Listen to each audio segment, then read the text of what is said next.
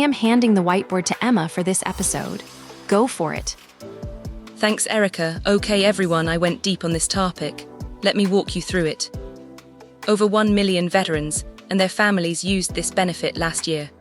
The VA wrote checks totaling more than $12 billion, and most of the people who qualify have never been told how the math actually works. Think of Chapter 33 like a full scholarship that adjusts itself based on where you live. Tuition paid directly to the school, a housing check sized to your zip code, and $1,000 a year for books. No other education program in the country works like that. Under 38 U.S.C. Chapter 33, formerly the Post-9 Veterans Educational Assistance Act of 2008, this benefit covers anyone with at least 90 days of qualifying active duty service after September 10, 2001. This is VA Benefits 1.2. Today we are breaking down Chapter 33, the Post-9/11 GI Bill, eligibility tiers, tuition coverage, the housing allowance, yellow ribbon for private schools, and transferability to your spouse or children. But here is what I keep getting confused about. Everyone says you can give this benefit to your kids. What they do not tell you is there is a service obligation attached to that transfer, and if you time it wrong, you lose the option entirely. Let me introduce the team real quick. I will be keeping an eye on things from over here. Go ahead. Michael here. This is the kind of topic I could talk about for hours. Nova here, the data on this is wild. You will see what I mean. All right, let us jump in. We are going to get into exactly how that works later in this video. But first, let us start with who qualifies and how much you actually get. Let us start with the law. 38 U.S.C. Chapter 33 establishes 6 benefit tiers based on your cumulative active duty service after September 10, 2001. The more you served, the higher the percentage of benefits you receive. Wait, so it is not all or nothing. I assumed you either qualified or you did not. Not at all. If you served at least 90 days of active duty, you qualify at 50%. That means the VA pays 50% of your tuition, 50% of the housing allowance, and 50% of the book stipend. Think of it like a volume dial, not a light switch. 90 days gets you to the halfway mark. 6 months pushes you to 60%. 18 months hits 70. 24 months is 80. 30 months is 90. And 36 months of total active duty unlocks the full 100%. There are 2 exceptions that jump you straight to 100% regardless of service length. Michael, this is worth noting. A Purple Heart awarded on or after September 11, 2001 qualifies you for the full benefit. And a service-connected disability discharge after at least 30 continuous days also qualifies. So a veteran with a Purple Heart and only 4 months of service gets the same benefit level as someone who served 10 years. That is by design. All right, this is the part everyone wants to know. How much money are we actually talking about? Chapter 33 pays 3 things. First, tuition and fees. For public schools, the VA pays the full in-state tuition directly to the institution. For private schools, there is an annual cap of $29,920.95 for the 2025 to 2026 academic year. That cap increases annually. For 2026 to 2027, it rises to $30,908.34. The VA publishes updated rates each August at va.gov. Here is the part that surprises people. The housing allowance is not one number. It is based on the basic allowance for housing, or BA, for an E5 with dependents in the zip code of your school. A school in San Francisco pays a completely different housing allowance than a school in rural Kansas. The national average for 2025 to 2026 is approximately $2,338 per month. But your actual number depends entirely on where you attend classes. So 2 veterans using the exact same benefit at 2 different schools could get housing checks that are $1,000 apart. Exactly, and the third piece is the book and supplies stipend. up to $1,000 per year, paid proportionally based on your enrollment. So the full package at a public university is tuition paid in full, a monthly housing check sized to your zip code, and $1,000 a year for books. That is why people call it the most generous education benefit in American history. So what happens when the school costs more than the V.A. cap? Picture this. You get into a private university that charges $55,000 a year. The V.A. pays the cap of about $30,000. That leaves $25,000 you still owe.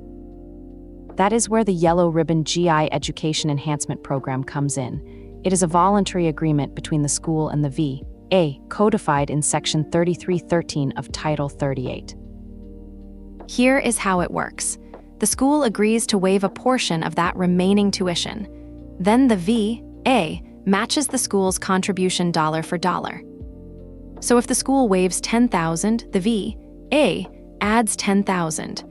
That is $20,000 covered on top of the regular cap. So the school and the V.A. split the extra cost. That sounds almost too good to be true. There is a catch, though. Not every school participates, and the schools that do can limit how many students get Yellow Ribbon each year. It is first come, first served. Some programs fill up before the semester even starts. And you must be at 100% benefit level to qualify. If you are at 80 or 90%, Yellow Ribbon is not available to you.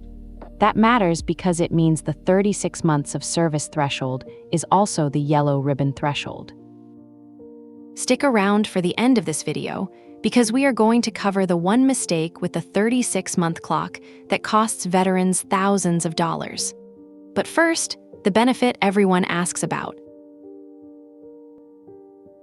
This is the answer to the question we opened with.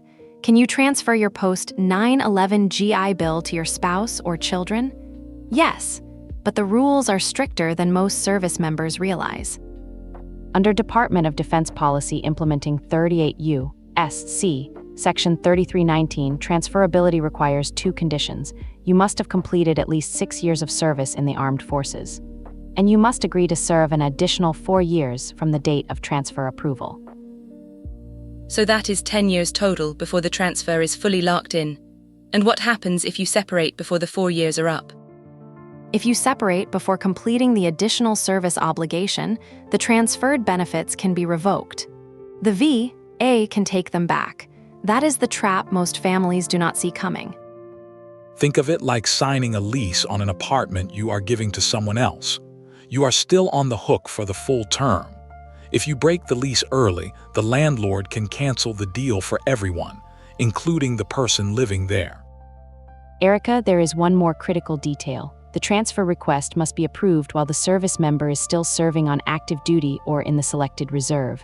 Once you separate, the window closes permanently. You cannot apply after the fact. So if you are thinking about transferring, do it early. Do not wait until your last year of service and hope for the best. The paperwork takes time, and the 4-year clock starts from the approval date, not from the day you decide. Under 38 U.S.C. Section 3312, your total Post-9 GI Bill entitlement is 36 months. That is not 36 months of calendar time. It is 36 months of full-time enrollment. So if I go half-time, I burn through it slower. Exactly. Half-time enrollment uses half a month of entitlement for every full month of school. So 36 months of entitlement at half-time enrollment lasts 72 calendar months. That is one way to stretch it. And for anyone in a STEM field who runs out of time, there is a lifeline. The Edith Nurse Rogers STEM Scholarship provides up to 9 additional months of benefits or $30,000, whichever runs out first. The STEM scholarship requires enrollment in an approved science, technology, engineering, or math program. You must have 6 months or less of remaining entitlement when you apply. Congress is currently considering expanding that eligibility window. Now the mistakes. This is what we promised at the top. Number 1. If you take all of your classes online with no in-person component, your housing allowance drops to half the national average. That is approximately $1,169 per month, instead of your local BAH rate. That can be a difference of over $1,000 a month in expensive cities. One in-person class, even a hybrid, and you keep the full local rate. Dropping that one class can cost you more than the class was worth. Number 2, semester breaks. If you are not enrolled during summer, your housing allowance stops. It does not pause. It stops and restarts when the next term begins.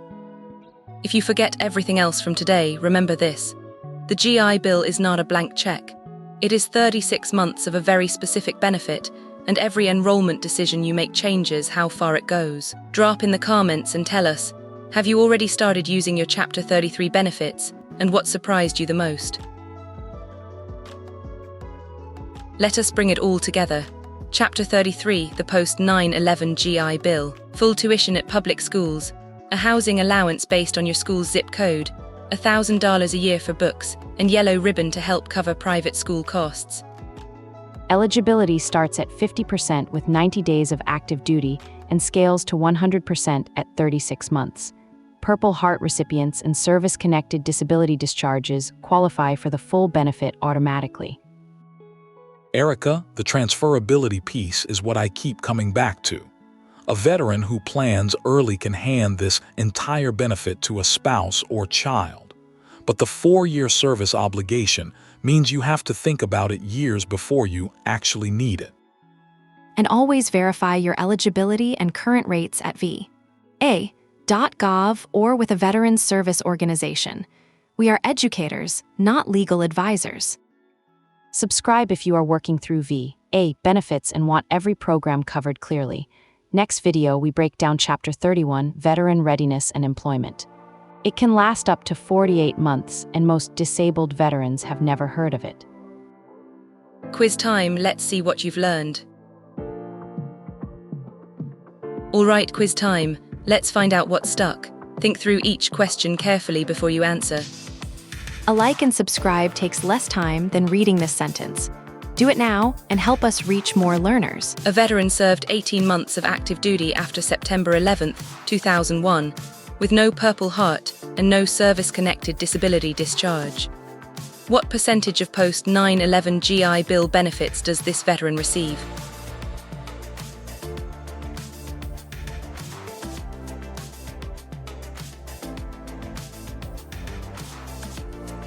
The correct answer is C, 70%. 18 months of active duty falls in the 545 to 729 day tier.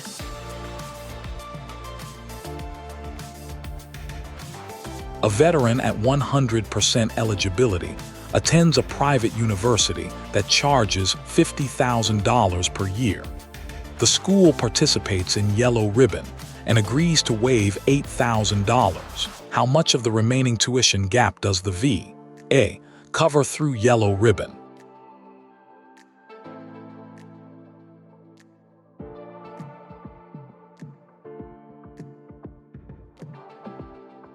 The correct answer is D, $8,000. The VA matches the school's Yellow Ribbon contribution dollar for dollar.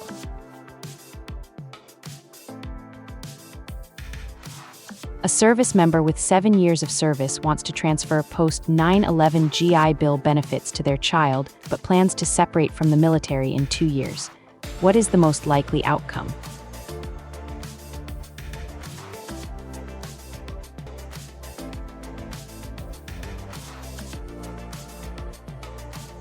The correct answer is A. The transferred benefits may be revoked because the service member cannot complete the required 4-year additional service obligation before separation.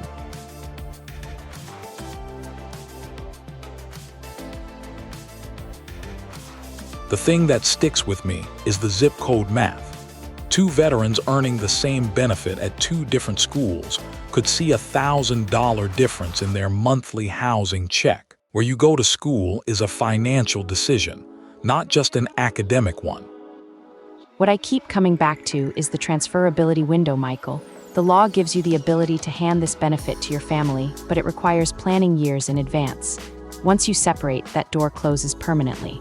The statute does not offer exceptions. And the online-only housing rate. That one catches people every semester. One in-person class is the difference between the full local BAH and half the national average. That is real money. Next video, we cover Chapter 31, Veteran Readiness and Employment. It can last up to 48 months, includes job placement and even self-employment support, and most disabled veterans have never heard of it. That is V. A. Benefits 1.3. If this series is helping you understand benefits you have earned, subscribe. We are covering every major V. A. program so nothing gets left on the table. No question is a silly question. Keep asking. I have to admit, Emma made that look easy. Solid 9 out of 10. Professor Erica, signing off.